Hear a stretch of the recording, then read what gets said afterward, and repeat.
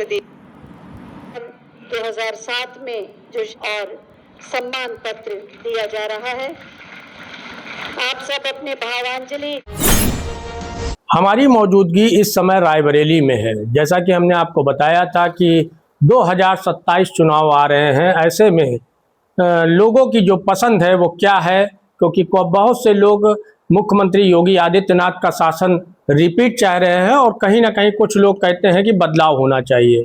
इस पर हम बातचीत करेंगे। अभी हमारे साथ मौजूद है राम खिलावन बारी जी, जो सभासद हैं और 3 बार के सभासद हो चुके हैं। अब की बार 4थी बार सभासद के प्रत्याशी हैं और सभासद ही बनेंगे, क्योंकि यहाँ पर इनके द्वारा जो कार्य किए गए उससे लोगों ने प्रभावित होकर के लगातार इनको सभासद के पद पर बैठाया है। और क्योंकि ये कार्य भी बहुत करते हैं और ज़मीनी स्तर से कार्य करते हैं, लोगों की समस्याओं के लिए क्षेत्र का हमेशा भ्रमण करते रहते हैं।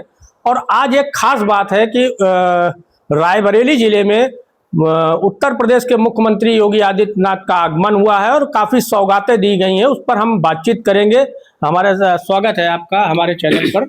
राम खिलावन बारी, सभासद, रायबरेली सदर, सतनगर से। हमारे यहाँ आज विकास तो बहुत हुआ है। रोड की पैमाइश और पुल, मतलब भाजपा कार्यकाल में बहुत विकास हुआ, इसकी कोई वो नहीं है। लेकिन वो विकास सिर्फ जमीनी स्तर पे हुआ है।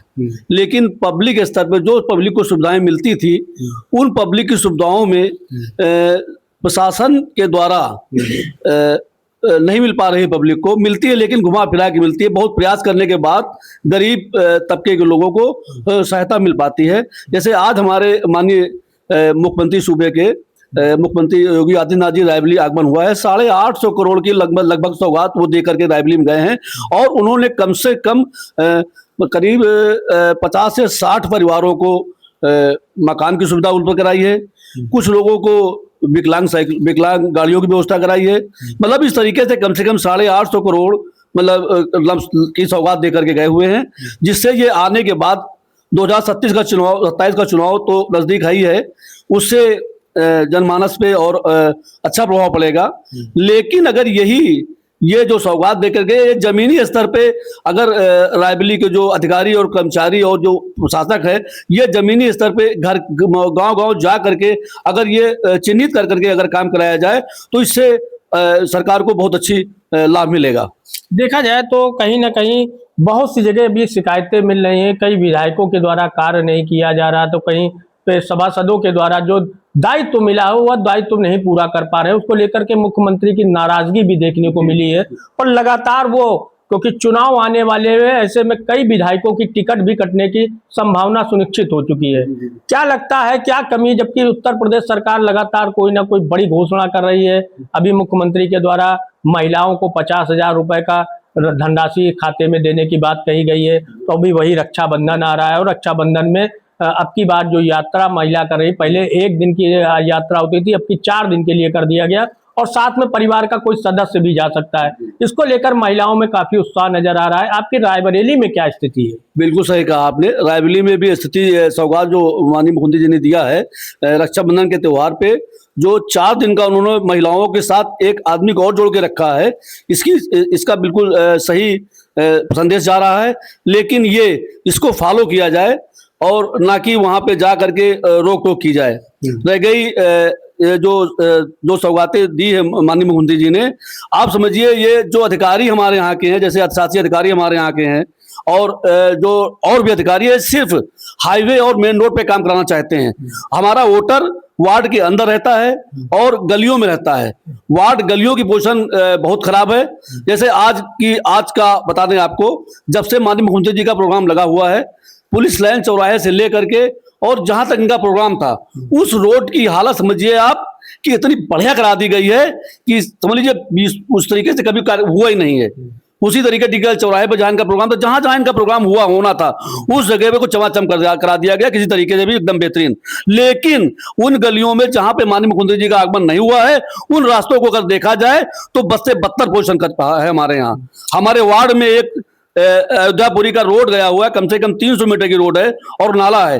आप कई बार मैं माननीय अधिकारी महोदय को इसकी एप्लीकेशन दे चुका हूं, विधिवत बता चुका हूं, लेकिन इस पे उनकी निगाह अभी तक नहीं गई है। इसी तरीके से सारे वार्ड हमारे यहाँ 34 वार्ड हैं और 34 वार्ड के सभासद हैं, और हर सभासद चाहता है कि जहां हमारा वोटर है वहां विकास हो। और लेकिन यहाँ के अधिकारी और कर्मचारी जो हैं वो सिर्फ जहाँ पे सांसद निकलते हैं, जहाँ पे मंत्री निकलते हैं, जहाँ पे डीएम निकलते हैं, उन्हीं रोडों को चयनित करके काम कराया जा रहा है। जैसे चौराहों का काम उन्होंने कराया, चौराहा राणे बेनी माधव चौराहा है, ठीक बना चौराहा, कोई दिक्कत नहीं। पुलिस लाइन और सिविल लाइन चौराहा, सुभाष चौक बना, बहुत बढ़िया। सरकारी बाई चौराहा बना, चौराहे की ठीक है, आप काम चौराहे पे बिल्कुल काम कराइए, बिल्कुल सही है, उससे संदेश जाता है। लेकिन हमारा वोटर वार्ड के अंदर रहता है, वार्ड की गलियों में रहता है। जब तक हमारे वोट वार्ड की गलियां और हमारे लाइट और ये सब व्यवस्था वार्ड के अंदर नहीं होगी, तब तक वोटर हमारा नाराज हरदम 24 घंटे रहेगा। और मैं प्रयास करता रहता हूं कि हमारे वोट वार्ड की गली और हमारे वार्ड की रोड रास्ते से एकदम क्लियर रहने मतलब हो जाएं। तो ये बड़ी बात निकल करके सामने आई है कि जो संबंधित अधिकारी हैं वो कहीं ना कहीं ढीला ढवाली करते हैं, क्योंकि लगातार मुख्यमंत्री ये निर्देशित करते रहते हैं कि उनको जमीन पर रहकर कार्य करना है। तो वहीं बहुत सी शिकायतें ऐसी भी मिल रही हैं कि वार्ड के अंदर काम नहीं होता है, जिसको लेकर के क्षेत्र की जनता में भी आक्रोश रहता है। आखिर एक सभासद कितने लोगों की समस्याओं का समाधान कर सकता है? वो जहां तक तो होता है वो शासन प्रशासन तक का अपने पैड के माध्यम से, अपने लेटर पैड के माध्यम से उनको सूचित भी करता है, लेकिन उसके बाद भी अगर कार्य नहीं होता तो कहीं ना कहीं एक बड़ा सवाल खड़ा हो रहा है। मुख्यमंत्री का आज आगमन था और ये देखा गया कि जिस तरीके से सुंदरीकरण किया गया, अगर ये लगातार बरकरार रहे तो उसमें ज्यादा अच्छाई देखने को मिलेगी। हम बातचीत करेंगे और भी मुद्दों पर, और कोई यहाँ पे क्या समस्याएं हैं उसको लेकर के क्या समस्याएं हमारे यहाँ, जैसे हम नगर पालिका समिति बताएंगे आपको समस्याएं। जैसे हमारे 34 वार्ड हैं, 34 सभासद हैं, और सभासदों को 1 रुपए का कोई अधिकार नहीं है।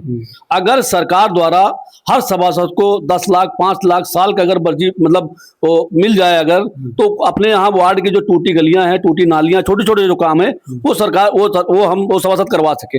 लेकिन ना कोई मानदेय है, ना कोई भत्ता है, और ना कोई उसके ऊपर मतलब वो है मतलब कोई वो नहीं है कि हम लोग अपने वार्ड से अपना काम करा सकें।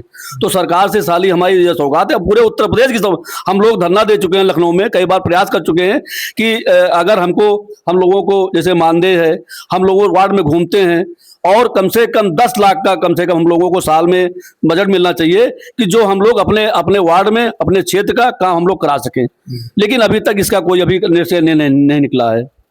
बात की जाए, आप रायबरेली के विकास की बात कर रहे हैं, तो वहीं देखा जाए तो अखिलेश यादव लगातार कह रहे हैं कि अब की बार पीडीए सरकार बनाने जा रही है। आज पंडित ब्राह्मण सबको और दलित पिछड़ा को लेकर के वो चल रहे हैं और ये दावा ठोक रहे हैं कि हम अपनी सरकार बना लेंगे अब की बार। क्या लगता है कि ये संभव है? नहीं, देखिए, सरकार तो भारतीय जनता पार्टी की बनेगी, इसमें दो राय नहीं है।